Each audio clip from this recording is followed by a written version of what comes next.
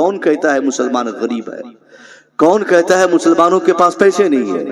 कौन कहता है मुसलमानों के पास दौलत नहीं है? दौलत नहीं है तो ये 5 लाख का जलसा कैसे होता है? दौलत नहीं तो ये स्टेज 2 लाख के कैसे सजते हैं? दौलत नहीं तो हम अपने मशाइख के नाम पर 5-5 लाख कैसे खर्च करते हैं? दौलत नहीं है तो ये साहब हम मुक़र्रिरों के नाम पे 40-50 हजार 1 घंटे में कैसे खर्च करते हैं? वो सारी चीजें आप कर रहे हैं। अगर आपके पास और पैसे बचे हैं तो हमारे और आपके लिए बेहतर है कि हम फलाही कामों में पैसे खर्च करें। आज भी मुस्लिम उम्मा में जिन चीजों की बुनियादी तौर पर जरूरत है उस पर ना तो हम तवज्जो देते ना हमारे दूसरे अफराद तवज्जो देते। और जब हम तवज्जो नहीं देंगे जाहिर है ये पूरा समाज, पूरा माशरा हमारा जाहिलों के माशरे में तब्दील हो जाएगा। नतीजा फिर ये निकलेगा कि हमारी उक़्क़त व हैसियत जो आज इस धरती पर है इससे ज़ायद बुरी हालत हमारी होने वाली है। हमारे वजूद के खात्मे के लिए हिंदुस्तान सहित पूरी दुनिया में आज तहरीकें बन रही है, तंजीमें बन रही हैं, ऑर्गेनाइजेशन बन रहा है। आपने एक फाउंडेशन बनाया है मगर आपको नहीं मालूम कि आपके वजूद के खात्मे के लिए 50-50 फाउंडेशन बनाए गए हैं, 50 तंजीमें बन चुकी है, 50 तरीके से लोगों ने तहरीकें चला रखी है। अगर आप भी इसी तरह सोए रहे तो यकीनन आप ये समझ सकते हैं कि जिस जमाने में दुश्मन एक्टिव हो और आप सोए रहेंगे तो दुश्मनों को बहुत ज्यादा कुव्वत मिलेगी और वो वक्त से पहले अपने मिशन में कामयाब होंगे। बहुत ज्यादा काबिल मुबारकबाद है आप हजरात और ये अल मुस्तफा फाउंडेशन के तमाम मेंबरान की जरूरतों को आप लोगों ने महसूस किया और अपनी ताकतों को झोंक कर अपने समाज की इल्मी पसमानदगी को खास तौर पर दूर करने के लिए जो आप लोगों ने पेशकदमी की है इसका जवाब नहीं साहब। 50 जलसे हो जाएंगे उससे जो बेहतर फायदा नहीं निकल पाएगा उससे कहीं ज्यादा फायदा आपकी इस पेशकदमी और आपकी इस तहरीक से कौम को होगा। ये कौम का वो बच्चा जो मजहब नहीं जान पाता है जान लेगा, जो इस्लाम नहीं जान पाता है जान लेगा, शरीयत नहीं समझ सकता शरीयत समझेगा, तालीम नहीं ले पाता तालीम लेगा, जिनको मजबूरी है वो पढ़ाई ड्रॉप करना चाहता वो पढ़ाई कंटिन्यू करेगा। ये सिर्फ आपकी पेशकदमी से आपने जो तहरीकें बनाई है ये बहुत बड़ी तहरीक है। ये ऐसे भी हमारे यहाँ तहरीक की कमी नहीं है, हर गांव में एक कमेटी है, हर इलाके में कमेटी है, मगर उस कमेटी का काम क्या होता है? कमेटी का काम जलसा करना, बस जलसा किया काम खत्म। नौजवान कमेटी फला गांव, नौजवान कमेटी नबी नगर, नौजवान कमेटी दरियापुर, नौजवान कमेटी मालदा, नौजवान कमेटी साहब चांचल, नौजवान कमेटी कटिहार, नौजवान कमेटी पूर्णिया। ये क्या नौजवान कमेटी क्या काम है इस कमेटी का? जवाब आता है कि हम सरकार मखदूम समना के नाम पर उर्स करेंगे। बहुत अच्छी बात है मगर वो सिर्फ उर्स करके रह जाते, आगे का कोई काम नहीं। दूसरी कमेटी आती है वो कहती साहब मैंने भी कमेटी बनाई, हमारा मानना है कि हम सरकार आला हजरत के नाम पर सालाना उर्स मनाएंगे और आला हजरत के ताल्लुक से हम बातें करेंगे और वही करके बस कर देते। दूसरी तीसरी कमेटी आती वो भी किसी बुजुर्ग का जलसा करके वो भी कमेटी अपनी तमाम ताकतों को झोंक देती और काम पूरा खत्म। अब वो नौजवान कमेटी हमारे इलाके की वो कमेटी या उसके अफराद सोचते हैं कि हमने मुसलमान होने की जिम्मेदारी पूरी कर दी, हम मुसलमान थे, सालाना जलसा हमने किया, नौजवान कमेटी के ताउन से हमारा जलसा कामयाब रहा और कोई दूसरा काम हमारा नहीं। हमारा काम जलसा करना, हमारा काम उर्स करना, हमारा काम साहब ईद मिलादुन नबी का जुलूस निकालना, बाकी कोई दूसरा काम नहीं। कभी हमने सरकार मखदूम पाक के नाम पे, सरकार आला हजरत के नाम पे, सरकार मुफ्ती आजम हिंद के नाम पे, किसी और बुजुर्ग के नाम पे हमने जलसा करके सोचा हमने कौम पर एहसान किया, इस्लाम पर एहसान किया, हमने अवाम पर एहसान किया। जवाब मेरी तरफ से मिलेगा नहीं नहीं, आपने एहसान नहीं किया। अगर आपने सिर्फ जलसा किया तो आपने बहुत बड़ा जुल्म किया, आपने सिर्फ उर्स किया तो आपने अत्याचार किया है। अगर सिर्फ आपने अपनी पूरी ताकत को जलसा और जुलूस में लगा दिया और बुनियादी काम आपने नहीं किया तो आपने घोर अपराध किया, आप अपने समाज के घोर अपराधी हैं। अल्लाह ने अगर आपको ताकत दी है उर्स करे कौन मना करता, जुलूस निकाले कौन मना करता, जलसा करे कौन रोकता। मगर नौजवान कमेटी का मतलब सिर्फ जलसा करना ना हो। अरे आप जलसा करेंगे लेंगे, गांव के जाहिल बच्चों की तालीम के बारे में कौन सोचेगा? आप जलसे में महंगे खतीबों को बुलाएंगे, गांव की गुर्बत को दूर करने के पीछे दिमाग कौन लगाएगा? जलसे में पैसे आप खर्च करेंगे और आपके गांव में मैट्रिक और 10th क्लास पढ़कर बच्चा आगे दिल्ली पर ये काम करने जाएगा, उनकी तालीम को आगे जारी रखने के लिए मेहनतें कौन करेगा? कौन तरीके चलाएगा? अगर आपने ऐसा नहीं किया और 50 जलसे हो गए, अल्लाह की कसम न सरकार मखदूम समना हमसे खुश होंगे, न सरकार आला हजरत राजी होंगे, कोई बुजुर्ग कोई शेख हमसे राजी नहीं होगा। और अगर हमने एक्टिवेशन लाकर अपने को मुतहर्रिक करके अपने नौजवान कमेटी की पूरी ताकत को बरूएकार लाने की अगर हमने सोच डाल ली और उन सारी कमेटी की कुव्वतों को यकजा करके हम अपने समाज पे निगरानी करें, देखें कि कौन पढ़ता है कौन नहीं पढ़ता है, किसने माध्यमिक किया और उच्च माध्यमिक नहीं किया, किसने इंटर किया ग्रेजुएशन नहीं किया, किसने ग्रेजुएशन किया एमए नहीं किया, किसने हिफ्ज़ किया मौलवी नहीं पढ़ा, किसने मौलवियाना पढ़ा साहब आलिम नहीं बना, कौन आलिम बना मुफ्ती नहीं बना, कौन गरीब का बच्चा समाज में है जिनका बाप उनकी पढ़ाई को माध्यमिक पे ड्रॉप करवाता है इसलिए कि उच्च माध्यमिक की तालीम के खर्चे उस बाप के पास नहीं, कौन बच्चा गांव में ऐसा है जिस बच्चे को नूरानी कायदा बहुत अच्छी तरह पढ़ना आता है, आगे पढ़ाई नहीं कर सकता, वो होटलों में काम करना चाहता, 500 में प्लेटें साफ करता, तो 1000 रुपया महीना में नौकरी करता, ऐसे बच्चों को आप चिन्हित करें, उनका हाथ पकड़ के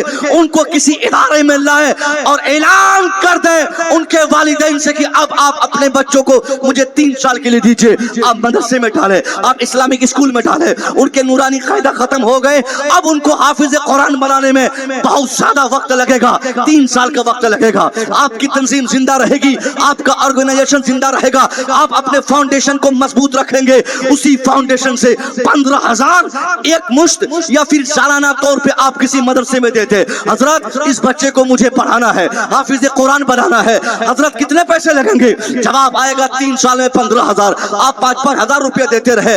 मैं कसम खा के कह सकता हूँ आज मालदा कलियाचक या किसी मार्केट से मुसलमान के किसी बच्चे को होटलों से काम करते देखकर आपने उसका हाथ पकड़ के किसी इदारे को अगर आपने सुपुर्द किया, आप 5,000 महीने के सालाना दे दें या एक मुश्त 3 साल की फीस देकर आप चले जाए, 3 साल के बाद आप आके मुलाहाजा करेंगे कि आज जो बच्चा होटल में जूठी प्लेट साफ कर रहा है, 3 साल के बाद वो प्लेट नहीं साफ करेगा बल्कि किसी मदरसे की चटाई या मस्जिद का मसल्ला उनके लिए इंतजार करेगा कि तू आ जा, होटलों में नौकरी मत कर, मेरी दरगाह या मेरे मसल्ले पे सवार हो जा, इमाम बन जा या खतीब बन जा। नारे तकबीर, नारे रिसालत, नारे रिसालत।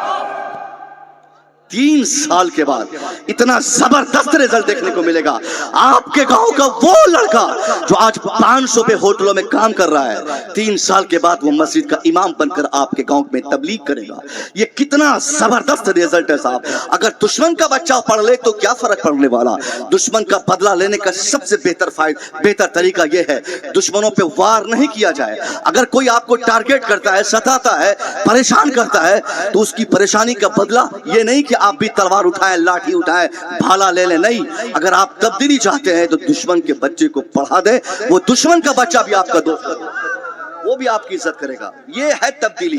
तलवार तान देना, गाली देना, उसके पीछे फौज तैयार करना, ये इस्लाम ने सिखाया ही नहीं है। इस्लाम के पैगंबर ने जो किरदार पेश किया, आप भूल गए जंगे बदर की बात? याद है जंगे बदर? नहीं, आपने सिर्फ इतना सुना है कि बदर में नबी ने सिर्फ हमें नबी की बारगाह से हमें यह पैगाम मिला कि हम लोग 313 थे और सामने 1000 थे, हम जीत गए, बस इतना बताया जाता है। और इसी में हम फूल के गुलगुल्ला हो जाते कि अल्लाह की कितनी रहमतें हमारे ऊपर है, कितनी बरकतें हैं कि हम 313 ही और वो 1000 हम जीत गए, बस यही फाके आई मारते और लोगों को कहते। सच्चाई मुझसे सुनिए, बदर की ये बात सच है कि हम 313 थे, ये भी सच है कि सामने 1000 से ज्यादा थे, ये भी सच है कि हम भूखे थे, ये भी सच है कि सामने खा के आए थे, ये भी सच है हमारे पास असलहे कम थे, ये भी सच है कि दुश्मनों के पास वेपन्स ज्यादा थे, ये भी सच है कि हमारे पास वसाइल और जराए कम थे, ये भी सच है कि सामने दुश्मनों के पास बहुत सारे वसाइल और जराए थे। मगर बदर जिसे जंगे तफरीक हम कहते हैं, जिसको हम डिस्टेंस की जंग कहते हैं, उस जंग का किरदार सिर्फ यही नहीं कि हम जीत गए और सामने वाला हार गया, बल्कि इसका लास्ट का किरदार क्या है? जब मुसलमानों को अल्लाह ने जीत नसीब फरमाई, मुसलमानों के हक में फतह याबी हुई और मुसलमान कामयाब हो गए, मुसलमानों ने जब दुश्मनों को जेलों में डाला था, उन तमाम दुश्मनों की जब फहरिस्त तैयार की गई, उसकी जब लिस्टिंग की गई, सारे दुश्मनों की फहरिस्त को मुस्तफा करीम की बारगाह में पेश किया गया। हुजूर ये हमारे दुश्मन है, ये हमारे मुखालफिन है, हमने इन्हें पकड़ा है, हमें अल्लाह ने जीत दी और ये लोग भाग रहे थे, इन भागते हुए दुश्मनों को हम लोगों ने पकड़ के अपनी जेलों में डाला है। हुजूर आप बताइए कि इनके साथ क्या किया जाए, इनको कैसे मारा जाए, इनको कहां लटकाया जाए? तो इंतकाम और रिवेंज का मतलब ये होता कि मुसलमान उसको जेलों में नहीं डालते, वो तो इंतकाम की बात थी, वहां तो रिवेंज का मामला था, वहां तो इस्लामिक स्टार्टिंग पॉइंट की बात थी। मुसलमान चाहते तो बआसानी हुजूर का एक इशारा उनको मिलता, उन दुश्मनों को पूछ पूछ के मारते, किसी को उल्टा लटकाते, किसी की चमड़ी उखाड़ते, किसी का हाथ तोड़ देते, किसी की टंगड़ी तोड़ते, किसी की गर्दनें मारते, किसी का घर जलाते, किसी को ज़बह कर देते। मगर तारीख इस्लाम नहीं साहब, तारीख दुनिया बताती है इस्लाम के पैगंबर के मानने वालों ने जिन दुश्मनों को अपने अपने कब्जे में किया था, अपनी जेलों में डाला था, उन दुश्मनों की लिस्टिंग करके उनके नाम को जब नबी की बारगाह में पेश किया गया कि हुजूर इनके साथ क्या किया जाए, इनके साथ क्या बर्ताव किया जाए, तो हुजूर मुस्कुराते रहे। मुस्कुरा के आपने जो इरशाद फरमाया था उसका सेंस यही निकलता, आपने ये नहीं कहा कि इन्हें उल्टा लटकाओ, इन्हें मारा जाए, इन्हें इनकी बूटी बूटी करके इनको जानवर के हवाले कर दो, इनकी गर्दन मार दो, इनका हाथ काट दो। अगर हुजूर चाहते इशारा फरमा देते तो उस वक्त बदर की जीत के बाद, चूंकि मुसलमान बहुत ज्यादा इमोशनल थे, बहुत जज्बाती थे, मुसलमान चाहते तो सिर्फ न उन दुश्मनों का खात्मा होता, बल्कि चुन चुन के पूरी दुनिया में जहां जहां भी इस्लाम दुश्मनी की बात करने वाला कोई होता, मुसलमान उसकी गर्दन तक अपना हाथ पहुंचाते, उसकी गर्दन निमोड़ के रख देते। वो ऐसा मोमेंट था। मगर सारे अख्तियारात होने के बाद, सारी अथॉरिटी होने के बाद, सारे पावर होने के बाद भी इस्लाम के पैगंबर ने जो किरदार इंतकाम और बदले का किरदार दिया था, वो किरदार ये नहीं था कि इनकी गर्दन मार दो, इनको भी लाठी से ठोकोस दो, इनका हाथ काट लो, इनकी जबान काट लो, इनकी टांग काट लो, बल्कि तारीख बताती है इस्लाम के पैगंबर ने दो ऑप्शंस दिए थे, जिसमें एक ऑप्शन तो सुंदर ऑप्शन यही था, आपने फरमाया अपने मानने वालों से कि इनको मत मारो, इनसे पूछो कि इन लोगों में से कौन है जिनको तलवार चलाने के साथ साथ कलम चलाना आता है, कौन है जो पढ़ना जानता है, कौन है जो लिखना जानता है, कौन है जिनके पास नॉलेज है, कौन है जिनके पास किताबी ज्ञान है। अगर ये किताब पढ़ा है, अगर ये नॉलेजफुल इंसान है, अगर उनके पास नॉलेज है, तो उनको कह दो घबराने की जरूरत नहीं, उसको डरने की जरूरत नहीं, उनको डरने की कोई हाजत नहीं। उनको जाके कह दो कि वो अगर पढ़ा लिखा है, मेरे यहाँ आए, अकेला आए, मेरे 10 लोगों को पढ़ा दे, मैं बगैर मुतालबे के आजाद कर दूं। वाह वाह, सुभान अल्लाह सुभान अल्लाह। नारे तकबीर, नारे रिसालत, नारे हैदरी, तालीमात मुस्तफा, नारे तकबीर, नारे रिसालत। बात समझ में आई? ये इंतकाम है, ये रिवेंज है, दुश्मनों से बदला लेने का। इस्लाम के पैगंबर ने जो जुरत की, आपने बदला लेने की जो जुरत की, जो आपने हिम्मत दिखाई, जो आपने किरदार पेश किया, खुदा की कसम किसी भी दुश्मन से दुनिया का दूसरा आदमी इस तरह का बदला नहीं लेगा, इस तरह बदला नहीं लेगा। जिस नबी ने अपने दुश्मनों से पढ़ने का मजाज अपने मानने वालों के साथ साथ पूरी दुनिया के सामने अपनी किरदार से जंगे तफरीक के मौके से इनायत फरमाया है, उसी नबी के मानने वाले अगर जाहिल आ जाए तो ये रोने की बात है, ये अफसोस की बात है। ये बहुत बहुत बड़ी गलती हमारी होगी कि हमारे समाज की कोई एक फर्द भी जाहिल आ जाए। यहाँ मुमकिन है कोई बोलेंगे हजरत ये एजुकेशन पे गुफ्तगू कर रहे हैं, अच्छा नहीं लग रहा है, हमारा बेटा तो डॉक्टर बन रहा है, हमारा बेटा इंजीनियर बन रहा है, हमारा बेटा पुलिस में है, हमारा बेटा फौज में है, हमारा बेटा ऑफिसर है। ये सब बोल सकते हैं, अगर किसी का होगा तो वो सोच सकते हैं।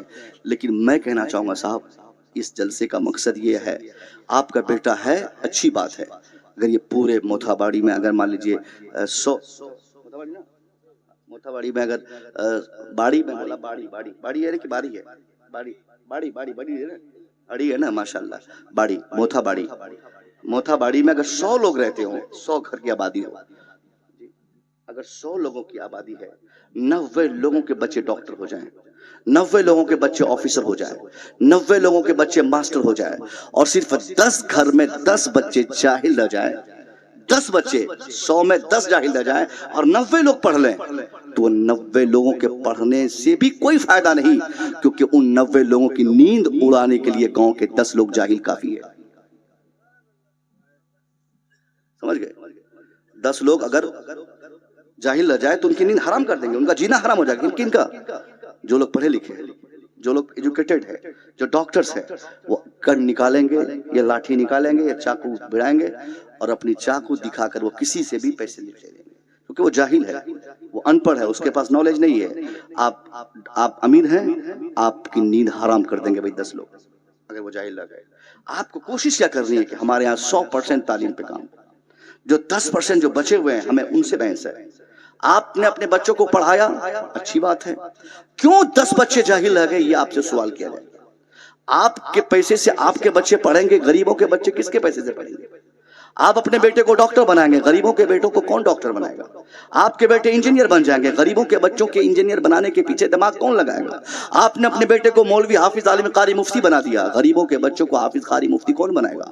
اگر آپ نے نہیں بنایا تو آپ چوک گئے، اور بہتر سماج وہی ہے جس سماج کے 100% لوگ پڑھے لکھے ہوں۔ مگر یہ 100% کی اگر بات کی جائے، ہمارے ہاں 10% لوگ پڑھتے، 90% لوگ جاہل رہتے۔ یہاں پہ مادھمک کے بعد لوگ ڈراپ کرا کے 3 یا 4 مہینے بچے کو ممبئی بھیجتے ہیں کام کرنے کے لیے، پھر مادھمک کے اچ مادھمک میں بچے وہیں رہتے ہیں، پھر آگے ایگزام دیتے ہیں، پھر ممبئی چلے جاتے ہیں۔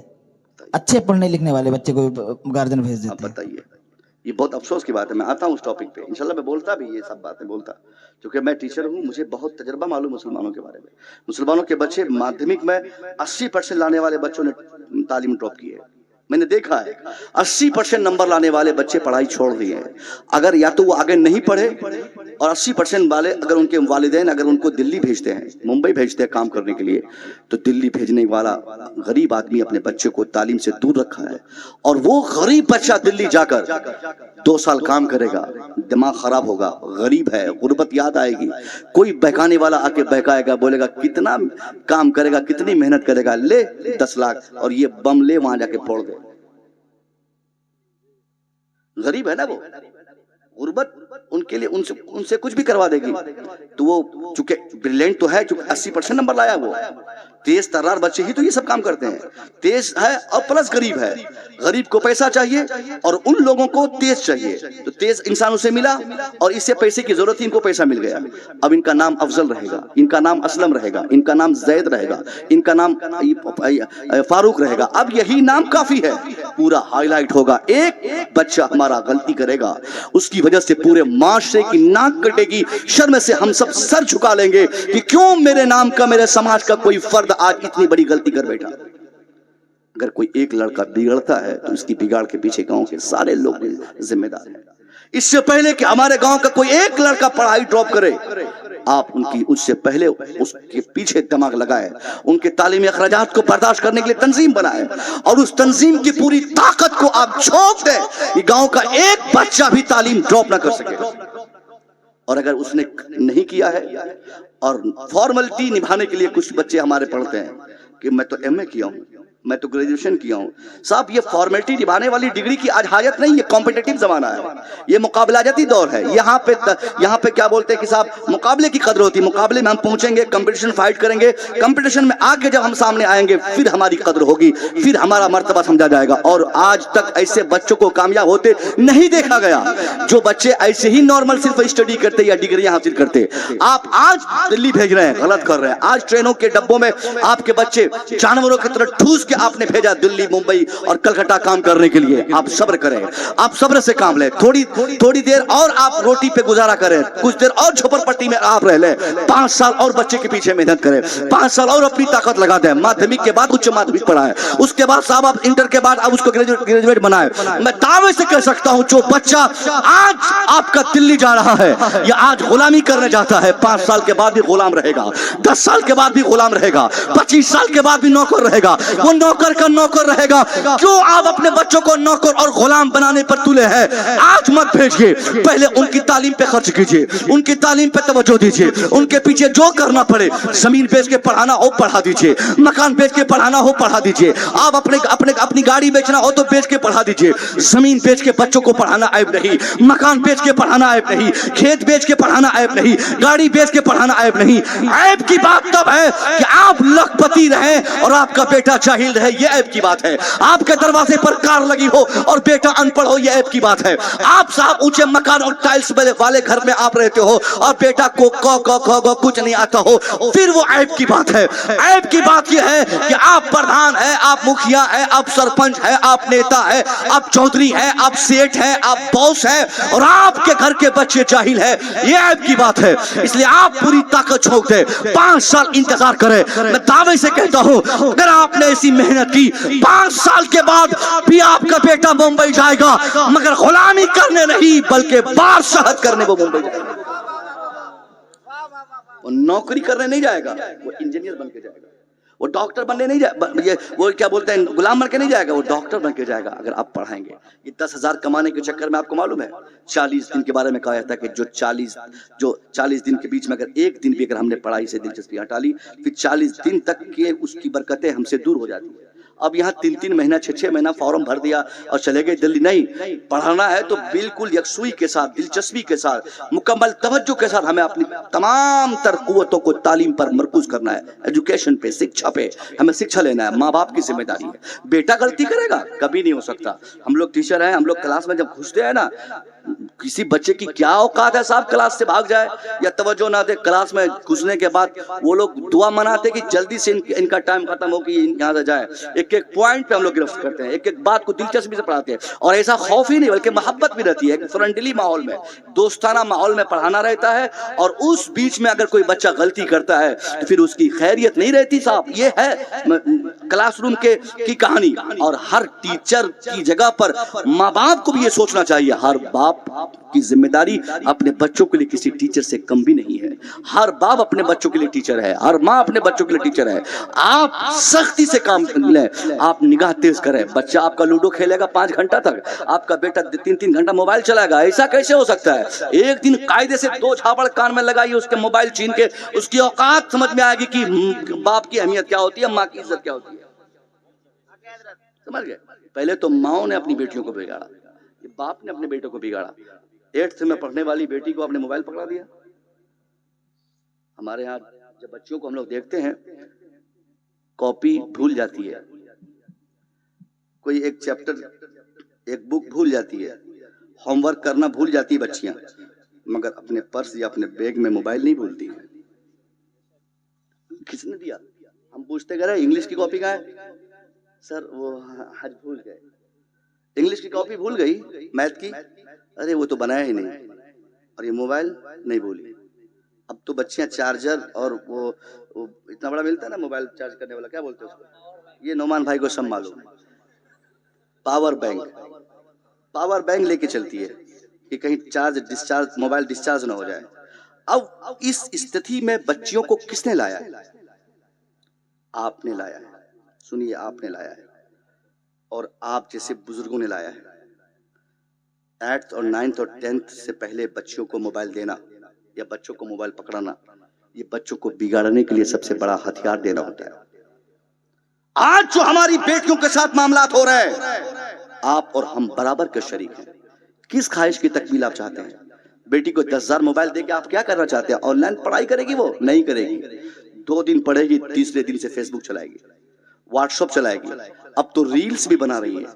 कुछ दिन निकाब पहन के रील्स बनाएगी, किसी गाने पर वो लेफ्ट राइट करेगी, उसके बाद उसकी तवज्जो इस कदर दराज होगी कि ठुमके लगाएगी, डांस करेगी। फिर आजादी का ऐसा गलत मफहूम उसके दिमाग में सवार होगा कि फिर 18 साल के बाद हमारी वही बेटी हमारे सामने आके बोलेगी, अब्बा ये लड़का मेरी पसंद का है, मैं इससे शादी करूंगी। अब्बा ये लड़का वो मजहब नहीं देखेगी, वो धर्म नहीं देखेगी, वो बिरादरी नहीं देखेगी, वो समाज नहीं देखेगी, वो सोसाइटी नहीं देखेगी, क्योंकि आपने बचपन में ही आजादी का एक ऐसा गलत मफहूम उसके दिमाग में बिठा दिया है।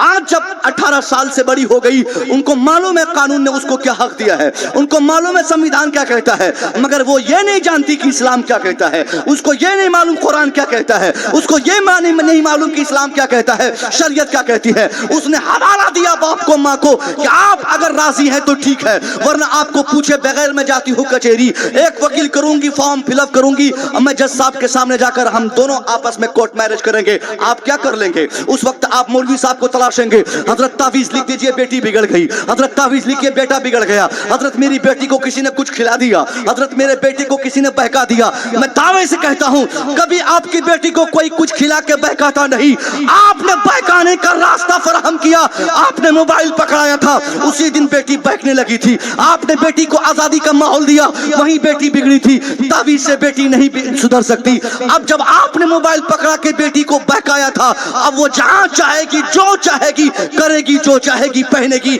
आपके लिए सिर्फ रोने के अलावा कोई ऑप्शन नहीं है। रोइए, अब झेलिए, इससे पहले कि माहौल खराब हो। खबरदार अपनी बेटी को आप अगर मोबाइल अगर आपने दिया है तो उसे आज छीन ले, आज छीन ले। माओ की जिम्मेदारी है, वो माएं अपनी बेटियों से पूछे कि मेरी बेटी ये किससे बात कर रही हो। ऐसी शिकायतें मिली हमारे पास आई है कि एक ही बेड पर माँ और बेटी दोनों लेटी रहती, बेटी रात भर बातें करती, माँ को सब इल्म रहता है लेकिन माँ मना नहीं करती। बेटा नशे की हालत में घर आता है, बाप को मालूम है कि बेटा नशा करके आया है, बाप माफ करता है। आप बिल्कुल हजरत, दूसरा दिन माफ करें, माँ दूसरी गलती माफ करें, पहली गलती माफ करने की नहीं होती है। ये जो आपने दिमाग में बैठाया कि चलो पहली बार ऐसी गलती हुई है माफ कर देते, नहीं, पहली ही गलती सजा के लिए होती है ताकि दूसरी ना हो। पहली आप माफ कर देंगे, दूसरी तो करेगी वो। पहली गलती, जैसे छत पे चढ़ती हुई बेटी को आप देखें, बाल पकड़ के चप्पल निकाल के 5 चप्पल सर पे मारे। किससे बात कर रही हो? अभी तेरा निकाह नहीं हुआ है। कौन है बदमाश? कौन वो लड़का है? कौन बदतमीज है? किससे चैटिंग हो रही है? कौन तुझे बहका रहा है? अगर माँ सख्त कदमी के साथ अपनी बेटी से उस गुफ्तगू या चैटिंग का मुतालबा करे, मैं कसम खा के कह सकता हूँ जब तक वो बेटी आपके घर में रहेगी 5 घंटे से मोबाइल की घंटियां बजेगी, बेटी नहीं उठाएगी।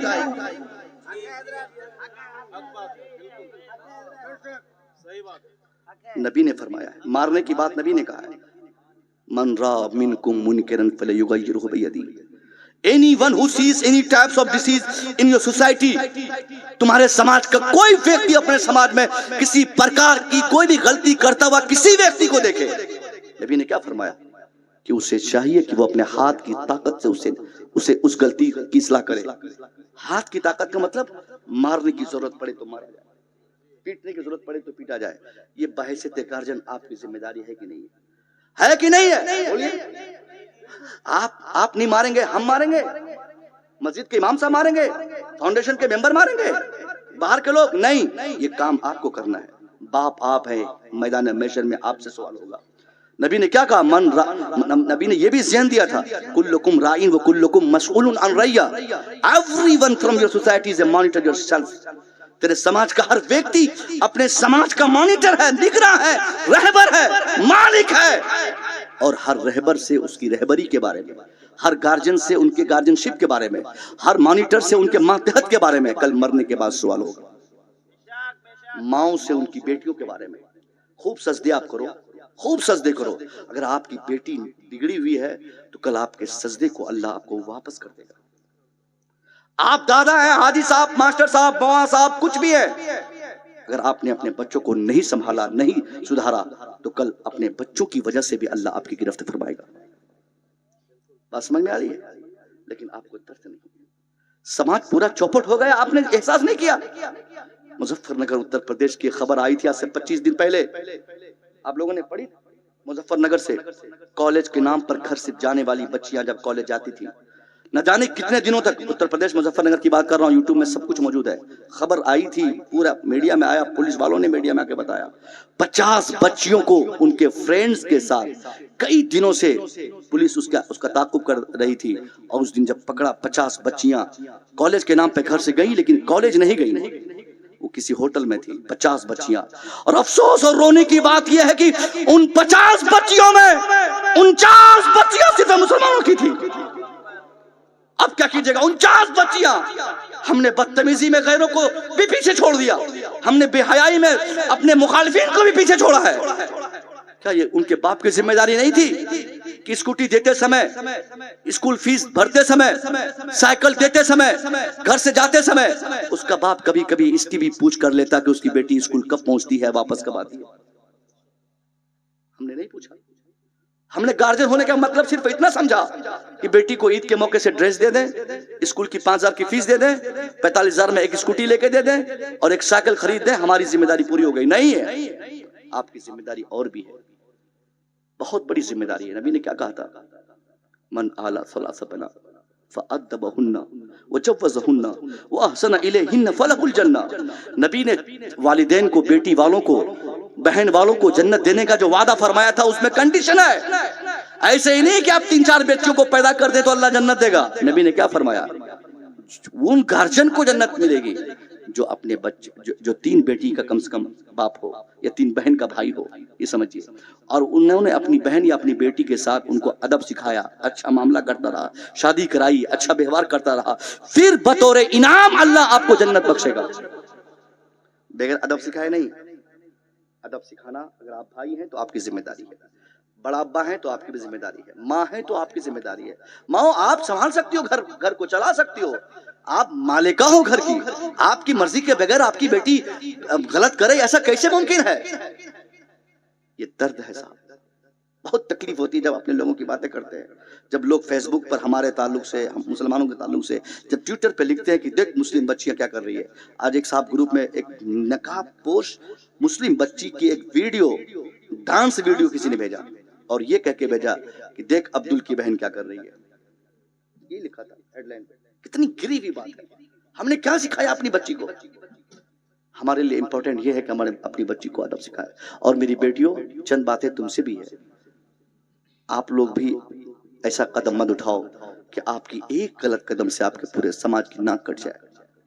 آپ کے لیے زیادہ بہتر یہ نہیں کہ وہ لڑکا جس نے آپ سے وعدہ کیا تھا کہ وہ آپ کے لیے جان دے گا، وہ جان نہیں دے سکتا، جان آپ کے لیے آپ کا باپ ہی دے گا، آپ کے والدین ہی آپ کے لیے سب کچھ ہے۔ خدا کے واسطے کبھی ایسا قدم مت اٹھاؤ جس قدم کے اٹھانے کی وجہ سے آپ کے ماں باپ کو پریشانیوں کا سامنا کرنا پڑے۔ یہ ہماری حالت اور ہماری صورت ہم نے بنائی۔ لا تزول قدم عبد من عند ربہ یوم القیامہ حتی یسأل عن خمس۔ ہمارا رب فرماتا ہے، ہمارا نبی فرماتے ہیں کہ ہمارا رب ہم سے 4 امپورٹنٹ کوشچن کرے گا۔ آپ کو معلوم ہے سوالات کیا کیا ہوں گے؟ سب سے بڑا اور سب سے پہلا سوال تو ہماری عمر کے بارے میں، اس کے بعد ہماری جوانی کے بارے میں، اس کے بعد ہماری دولت کے بارے میں، اس کے بعد ہم اس کو خرچ کہاں کیے ہیں اس کے بارے میں، پھر اس کے بعد ہمیں ہمارے علم کے بارے میں اللہ سوال کرے گا۔ یہ 5 سوالات کی تیاری آپ کب کریں گے؟ اسی سوالات کے ضمن میں یہ ہے کہ ماں باپ کی ذمہ داری ہے کہ اپنے بچوں کی تربیت کی فکر کرے اور بہتر تربیت کرے۔ آپ خوب تربیت کریں، پڑھائے بھی اور تربیت بھی کریں۔ میں صرف پڑھانے نہیں کہوں گا، اگر آپ نے صرف پڑھایا ہے اور تربیت نہیں کی ہے تو آپ ناکام ہیں، اور اگر آپ نے نہیں بھی پڑھایا ہے، اگر آپ نے اپنے بچوں کی اچھی تربیت کی ہے تو اس تربیت کا بہتر پھل آپ کو دیکھنے کو ملے گا۔ اگر صرف پڑھایا ہے، تربیت نہیں کی ہے، تربیت کا مطلب کیا ہوتا ہے؟ بچوں کی ایکٹیویٹیز چیک کرنا، ان کی صبح دیکھنا، ان کو دوپہر دیکھنا، شام میں چیک کرنا، روم میں جانا، ان کی کتاب دیکھنا، ان کا ہوم ورک دیکھنا، ان کو بولنا کہ بیٹا جھوٹ نہیں بولنا چاہیے، بابو یہ بات نہیں بولنی چاہیے، یہ سب تربیت میں آتے ہیں۔ آپ ان کو سدھارنے کی پوری کوشش کریں، اسکول کے بھروسے پہ نہ رہیں، کالج کے بھروسے پہ نہ رہیں، صاحب آپ کسی اور کے بھروسے پہ نہ رہیں۔ آپ کے بچوں میں تبدیلی صرف آپ کی وجہ سے آ سکتی ہے۔ دنیا آپ کے بچوں کو پڑھا سکتی ہے، ڈگریاں دے سکتی ہے، مگر انسان بنانے کی ساری ذمہ داری آپ کے ہاتھ میں، آپ ہی انسان بنائیں۔ آج جو یہ حالات ہے نا، کوئی ذمہ دار نہیں ہے، آپ اور ہم ذمہ دار ہیں۔ باتیں بہت میں نے آگے کی کر دی، یہ ساری باتیں تربیت کے حوالے سے آئی تھی، میں نے بتا دی۔ اب ہمیں جو کام کی باتیں کرنی ہے وہ یہ ہے، بعثت مسلمان ہماری بہت ساری ذمہ داری ہے۔ میں نے ایک حدیث پڑھی، نبی نے کیا کہا تھا کہ اللہ 5 سوال کرے گا۔ سب سے پہلا سوال تو عمر کے بارے میں، 80 سال کا بوڑھا مرنے کے قریب ہے، اس کو معلوم ہی نہیں کہ ہم کو اللہ کیوں پیدا کیا ہے، کچھ نہیں پتا اس کو، جبکہ سب سے امپورٹنٹ اور سب سے پہلا سوال مرنے کے بعد اللہ اس سے یہی پوچھے گا کہ تو نے 80 سال کی عمر کہاں بتائی؟ जवाब क्या देगा? इधर उधर नहीं करने देगा, जवाब वही देगा जो उसने किया है। ऐसा नहीं दुनिया में कि हम वकील खरीद लेंगे और इधर का क्वेश्चन उधर, इधर का सवाल उधर, इधर की फाइल उधर करके अपने गुनाहों को झाड़ देंगे और बिल्कुल बरी जिम्मा हो जाएंगे और फ्रेश होकर निर्दोष होकर हम जन्नत चले जाएंगे। नहीं, वहां एक भी गलती अगर हमने दुनिया में की है, फमन यअमल मिस्काल ज़र्रतिन खैरन यरा वमन यअमल मिस्काल ज़र्रतिन शर्रन यरा, राई के दाने के बराबर भी हमने नेकी यहाँ की है तो कल वहां देखेंगे। अगर हम सरसों के बराबर भी हमने अच्छाई यहाँ की है, बुराई यहाँ की है, सब वहां पे रखा जाएगा। इसलिए वहां आप झूठ नहीं बोल पाएंगे। फिर जवाब क्या दिया जाएगा?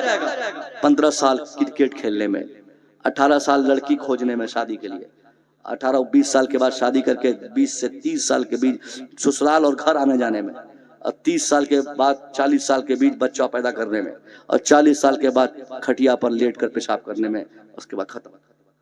क्या उन काम की जिंदगी साहब? कहाँ काम की जिंदगी? कोनो जिंदगी काम की आई? कोनो जीवन काम के आया? कोई नहीं। होता कि नहीं? 15 साल तक पता ही नहीं कि क्यों आया, लड़कपन में। उसके बाद जब शादी के लायक हुआ तो घर वाले 3 साल तक लड़की खोजेंगे और खुद वो भी मेहनत करता लड़की खोजने में।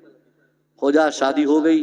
अब शादी होने के बाद ससुराल भागता रहेगा, आता रहेगा, जाता रहेगा, सासू अम्मा, ससुर किबला, ये किबला, वो किबला।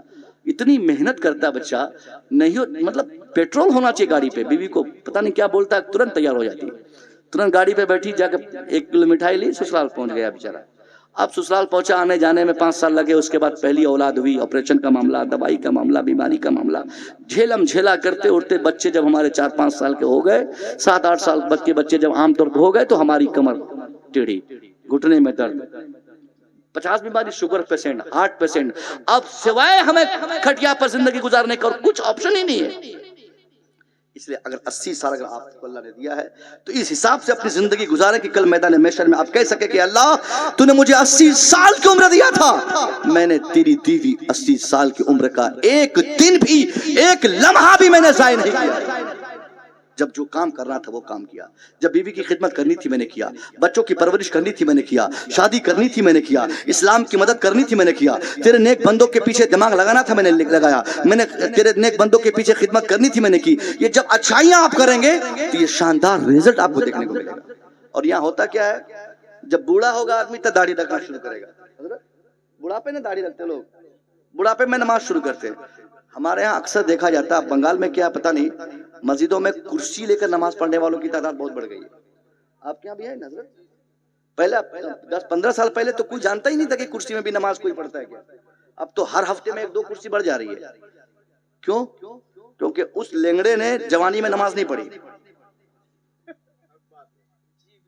और किसी ने कह दिया उनको कि अब मरना होगा तुमको, अब मरोगे, बचोगे नहीं। अब जब पता चल गया कि यकीनन मरेगा ही वो, तो बेटा से कहता कि चलो कुर्सी रखो मस्जिद में, अब तो मरना ही है। अब ऐसी उम्र में नमाज शुरू कर रहा है जिस उम्र में ना सजदा किया जा रहा है, ना तकबीर किया जा रहा है, ना कयाम किया जा रहा है, कुर्सी पे बैठ कर ऐसे करता है। ये कौन सी इबादत है साहब? जवानी में आप क्या कर रहे थे? यंग ब्लडेड हैं तो क्या कर रहे हैं आप? उस वक्त क्यों नहीं अल्लाह को याद करते? हज के लिए जाते कब? जब दिखाई नहीं देता, और वहां से खबर आती कि हाजी साहब गए काम से। अभी मिसाल कितने हाजी साहब इंतकाल के मालूम है, और सीधे बोलता है कि जन्नत चला गया। अल्हम्दुलिल्लाह, जो वहां इंतकाल करेगा जन्नत जाएगा ही, मगर आपकी नीयत सही रहेगी तब ना जन्नत जाएंगे। नीयत तो पहले खराब है। सब काम करके बेटा बेटी की शादी करा के, घर बना के, टाइल्स लगा के, जब चला नहीं जा रहा, जब उठा नहीं जा रहा, जब रिक्शा के सहारे, व्हील चेयर के सहारे आप चल रहे हैं, उस उम्र में आप हज करने जाएंगे, मनासिक हज आप पूरा कर पाएंगे? तो जवानी ये इबादत की उम्र है, जवानी दाढ़ी की उम्र है। मुझसे किसी ने कहा था कि हजरत ससुराल वाले कि आप अपनी दाढ़ी शादी में भी मतलब इसी तरह रखे, ये फिक्र है नहीं, कम से कम शादी के मौके से हमको। वो कह रहा था शेविंग कराना था आपको। मैंने कहा नौज बिल्लाह मिन ज़ालिक, बदमाश, तुम क्या कहना चाहते हो कि तुम दाढ़ी नहीं रखते, तुम मुझसे ज्यादा खूबसूरत हो? अरे अल्हम्दुलिल्लाह, जिस दाढ़ी को हम लोगों ने रखा है ना, ये अल्लाह का इतना जबरदस्त नूर चेहरे पे है कि इसकी वजह से अल्लाह ने जो अट्रैक्शन हम लोगों को दिया है वो दूसरों को नहीं दे सकता। नारे तकबीर, नारे रिसालत, सुन्नते मुस्तफा। ये असल सूरत, ये खूबसूरती है। और एक मेडिकल रिपोर्ट में बताऊं, दाढ़ी रखने वालों की मर्दानगी दाढ़ी न रखने वालों के बनिस्बत ज्यादा रहती है। फैक्ट है। फैक्ट है। इसलिए हम मर्द हैं तो दाढ़ी रखेंगे, उम्र की कैद नहीं है। बेटा तुम लोग भी कोशिश करो अच्छे लोगों के देखने में। चैनल वाला है क्या? मैं तो एक जगह चैनल वाला से तौबा करवा दिया था। अच्छा माशाल्लाह मेंबर हैं, तो आप लोग भी दाढ़ी रखिए। और खुटिया दाढ़ी नहीं, दाढ़ी का मतलब एक मुश्त दाढ़ी है। दाढ़ी रखकर आप खुटियाते रहे वो भी हराम है।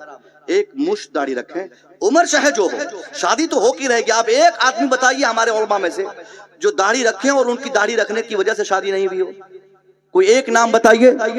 नहीं बता सकते। जब शादी हमारी हो गई तो और कौन बच सकता है साहब?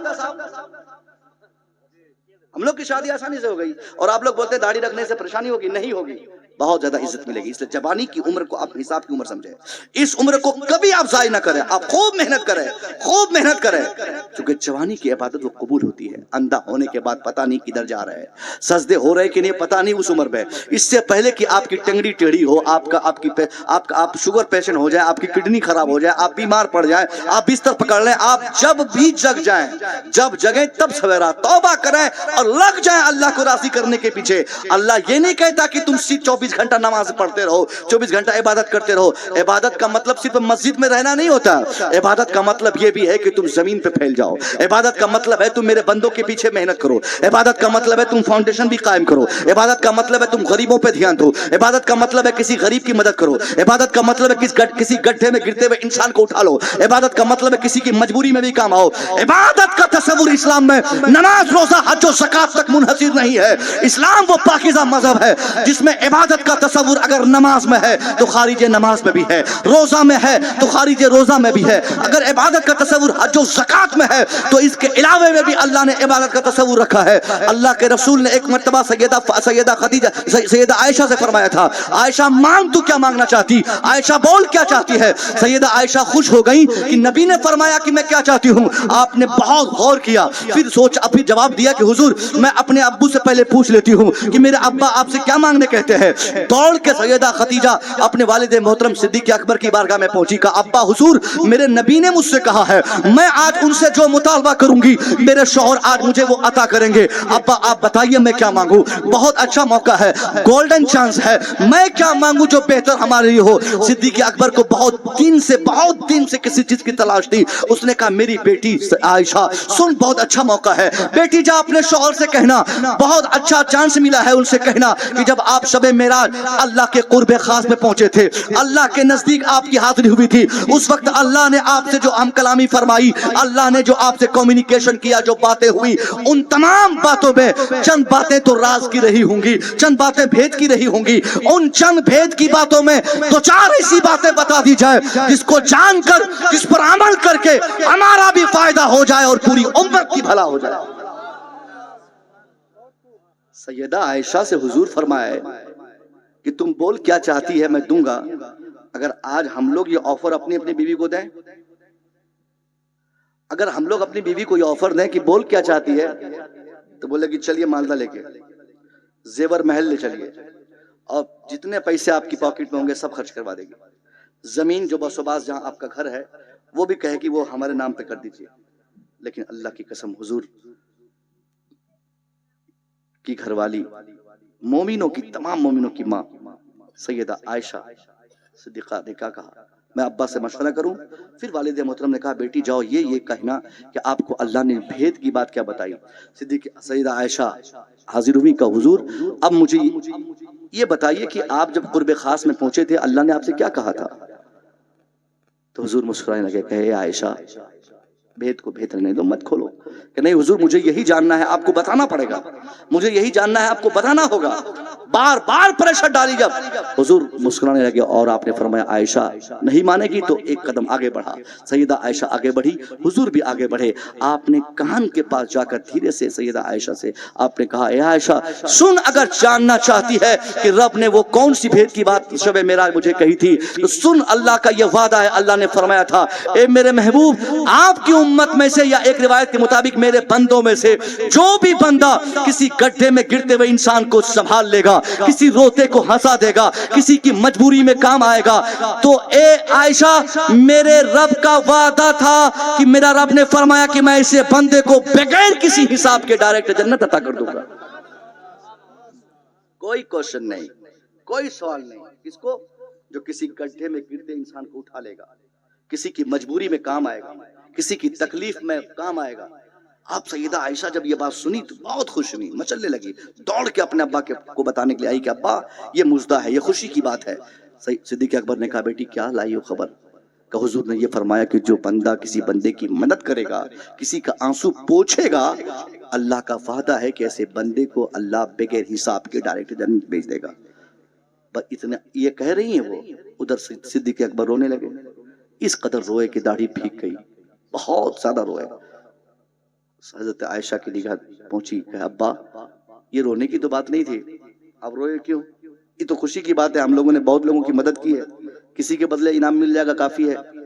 صدیق اکبر کا جواب سنیے, آپ کا ایمان آپ تازہ ہوگا, رونگٹے کھڑے ہو جائیں گے. صدیق اکبر نے کہا میری بیٹی عائشہ تو نے صرف ایک پہلو پہ غور کیا ہے, ایک آپشن پہ غور کیا ہے. میری بیٹی اس کا عکس دیکھو, اس کا اپوزٹ دیکھو. اس کا اپوزٹ کیا ہوتا ہے؟ اللہ نے جب یہ فرمایا کہ کوئی جب کسی کا آنسو پوچھے گا تو اللہ اسے جنت عطا فرمائے گا, اس کا دوسرا رخ یہ کہتا ہے کہ جو کسی کو رولائے گا اللہ اسے ڈائریکٹ جہنم بھیج دے گا. میں اس لیے رو رہا ہوں. اور یہ عائشہ, میں اللہ سے دعا کرتا ہوں کہ اللہ ہمیں, ہماری جتنی زندگی بچی ہے, کبھی ایسا نہ ہو کہ اللہ کے کسی بندے کو مجھ سے کوئی تکلیف پہنچے. اللہ, اس لیے آپ اور ہم دوسروں کا آنسو پوچھنے کا کام کریں. نماز سے اللہ خوش ہوتا ہے, لیکن اللہ کے بندوں کی خوشی میں بھی اللہ کی خوشی ہے. کسی بندے کی مجبوری میں کام آئے یہ بھی اللہ کی رضامندی ہے. ہم لوگوں نے سنا ہے اپنے علماء سے کہ اللہ کے راہ میں دے دے, اللہ کے راہ میں دے دے. ٹیمپو والا تو بہت بولتا ہے, ادھر آتا نا ٹیمپو والا, اللہ کے راہ میں دے دے بابا, اللہ کے راہ میں. اللہ کا راہ کون سا اللہ کا راستہ؟ کوئی راستہ ہے کیا ایسا کہ جو اللہ کا راستہ ہے؟ جسے مان لو یہ مالدہ کا راستہ ہے, یہ کہیں اور کا راستہ, وہ کہیں اور کا راستہ. تو اللہ کا کون سا راستہ ہے؟ پچھم والا, پورب والا. یہی اللہ کا راستہ ہے کہ اللہ کے بندوں کے پیچھے کام کیا جائے, فاؤنڈیشن بنایا جائے, تنظیم بنائی جائے, تحریک بنائی جائے.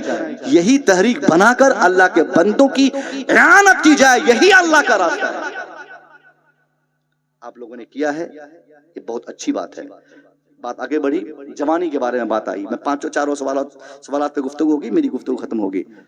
ابھی تو عمر کے بارے میں بات چلی, جوانی کے بارے میں بات چلی کہ جوانی آپ کا بہت امپورٹنٹ, آپ کی جوانی ہے. اس کا سوال تو مرنے کے بعد آپ سے سب سے سختی کے ساتھ کیا جائے گا, کیونکہ ہر نوجوان کی طاقت نہ صرف اس نوجوان کے لیے بلکہ اس پوری آبادی کے لیے سب سے امپورٹنٹ ہوتی ہے. نوجوان اپنے پورے معاشرے کی اصلاح, فلاح اور ترقی کا سب سے بڑا ضامن اور رسپانسبل ہوتا ہے. نوجوان اگر بہک جائے گا سوسائٹی بہک جائے گی.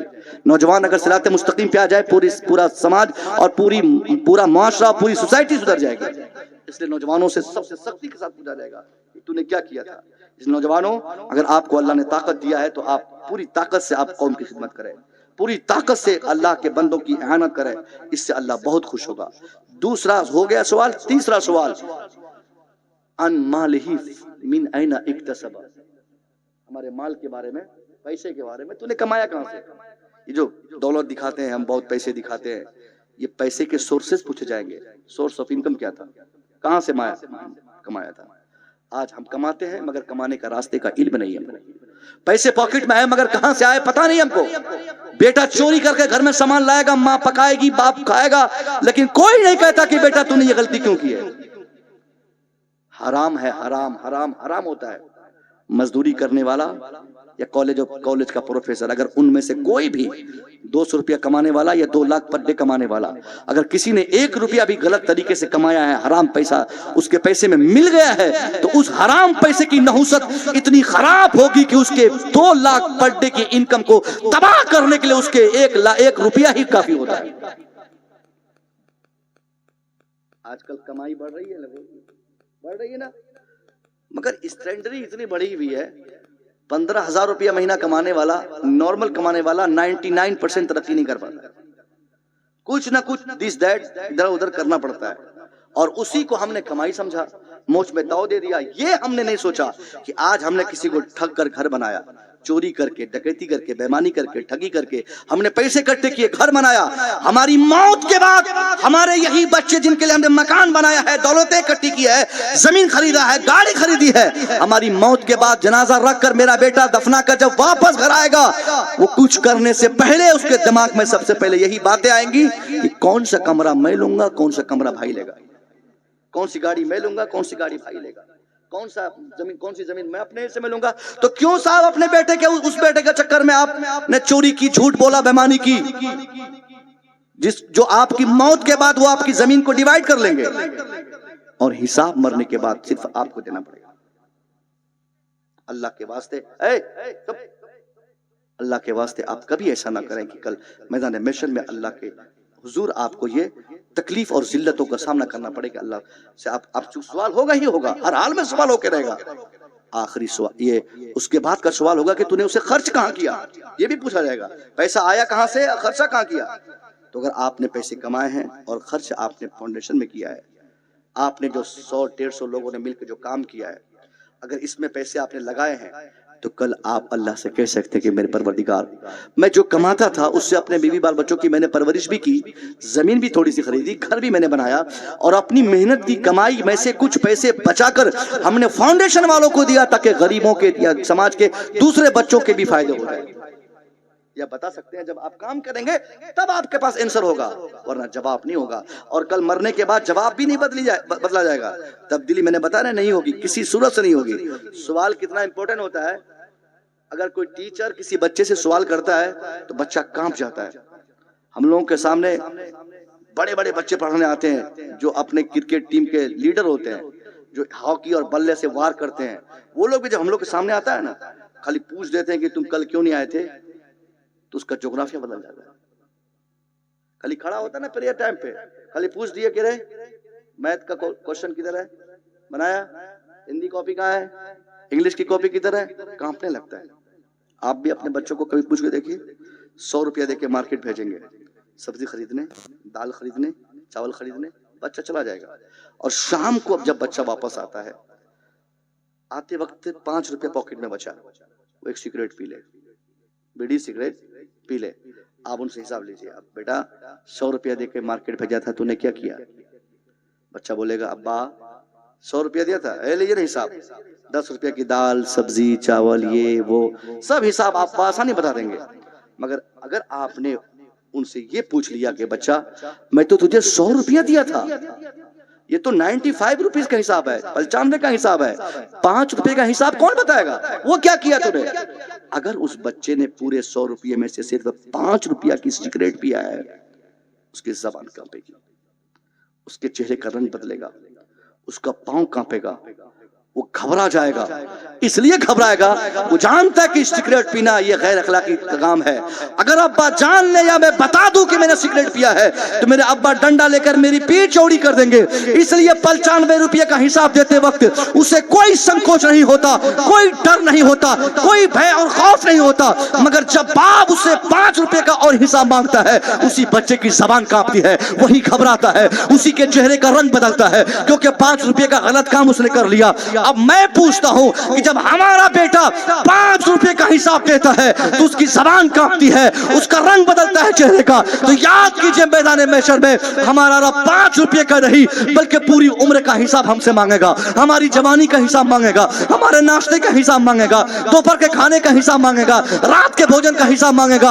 अरे जिंदगी भर का हिसाब छोड़ो, अगर हमारे रब ने सिर्फ एक रोटी का भी हिसाब मांगा तो हम में से कोई ऐसा नहीं होगा जो अल्लाह के सामने एक रोटी का भी हिसाब दे सके, कोई नहीं है ऐसा। ये है हिसाब देना, और अल्लाह के सामने सिर्फ रोटी का हिसाब नहीं, पूरा 5 सवाल रखा जाएगा। इसलिए उसकी तैयारी, भरपूर तैयारी आप करें, ऐसी तैयारी करें कि आपको वहां दिखाना पड़े कि अल्लाह ये हमारा ताउन था, ये हमारी मदद थी, कौम के लिए इआनत थी, ये सारी चीजें हमने की है। आप काम करेंगे तब ना वो रिजल्ट पाएंगे, और इसका बेहतर बदला तो दुनिया में मिले ना मिले, क़यामत में तो मिलना है। एक और फार्मूला बताऊं, बहुत इंपॉर्टेंट बात हजरत मुफ्ती साहब किबला में पढ़ रही है हमारे हजरत। अगर आप किसी की मदद करते हैं तो आप ये उम्मीद छोड़ दीजिए कि वो हमको थैंक यू बोलेगा, तब तो सवाब मिलेगा आपको। रिटर्निंग जो आप उम्मीद बनाए रखे हैं कि हम किसी के पीछे काम करें और वो मुझे बोले शुक्रिया, थैंक यू, धन्यवाद, बहुत अच्छे, बहुत बढ़िया, ये कुछ नहीं। आपको काम करना है, थैंक यू नहीं बोलवाना है किसी से। आप काम कीजिए ना साहब उनके पीछे, आप काम कीजिए। दुनिया क्या आपको बदला देगी, یہ ایک دوسرے کی دشمنی میں یہ لوگ آپس میں 24 گھنٹہ دماغ لگاتے ہیں. اگر آپ نے ان کے پیچھے کچھ کیا بھی تو ان سے کیا توقع رکھتے ہیں؟ ریٹرننگ کی. کوئی کچھ نہیں کرتا. آپ ان کے پیچھے محنت کریں. وہ بندہ بدلہ نہیں دے گا، بدلہ دینے والا اللہ ہے. ایک بزرگ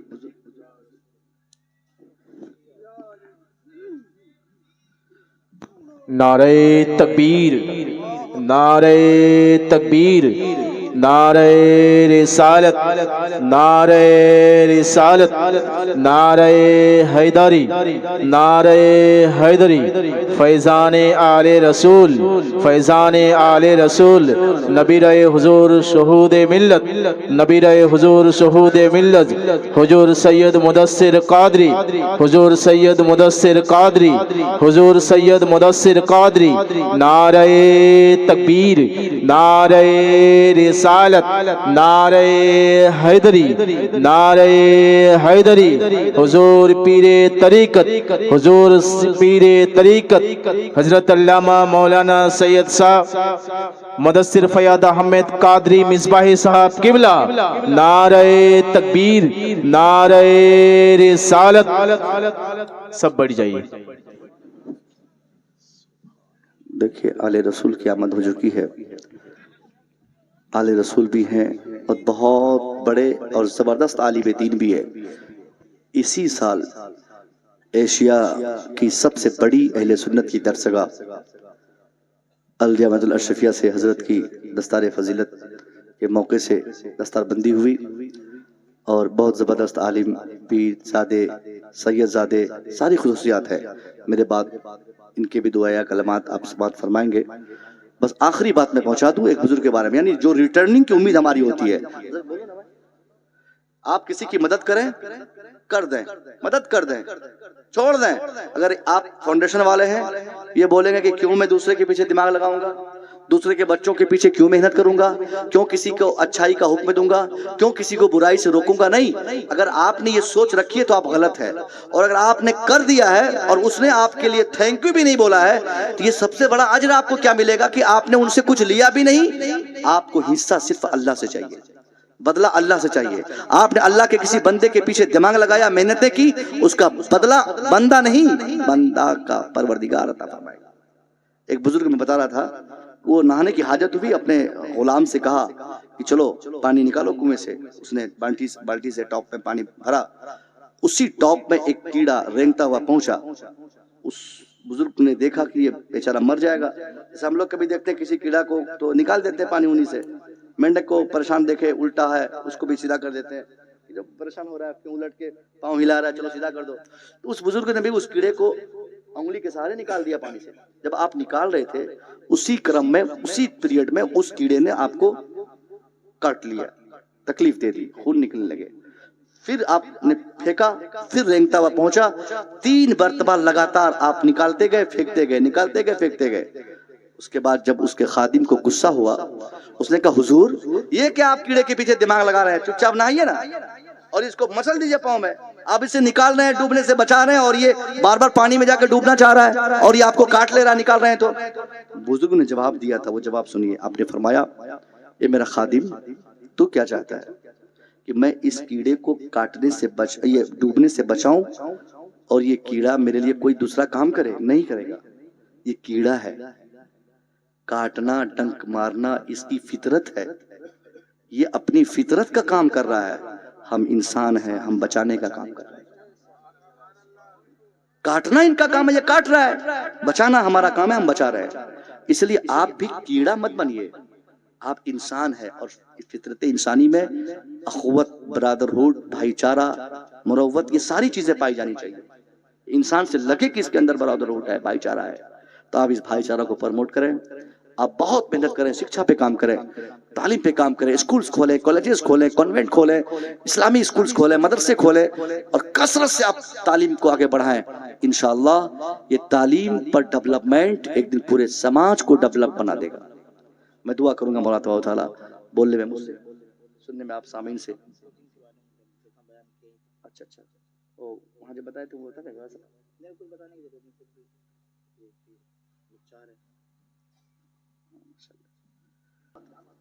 लानत है हमारी दौलत पे। आपका फाउंडेशन मजबूत रहेगा, आप अपने फाउंडेशन से 25,000 रुपया निकालेंगे, दे देंगे, जाओ अपनी बीवी को बचाओ। अगर उसकी बीवी बच जाएगी तो 50 जलसे करने से भी हमारे बुजुर्ग इतना खुश नहीं होंगे जितना खुश की किसी एक इंसान की जिंदगी बचाने से होंगे। ये बुनियादी काम आप करें, इंशाअल्लाह फिर किसी मुलाकात में मजीद गुफ्तगू होगी। मैं ऐलान करता हूँ कि मैं मुस्तफी रजा ज़ाती तौर पर मैं भी अल मुस्तफ़ा फाउंडेशन का एक छोटा सा खादिम हूँ, मैं भी इसका हिस्सा हूँ। मुझसे भी जब जो पड़ेगा गुफ्तगू से, बात से, चल के फिर के, दुआओं से, मैं इंशाअल्लाह इसके लिए काम करूँगा। अस्सलाम वालेकुम।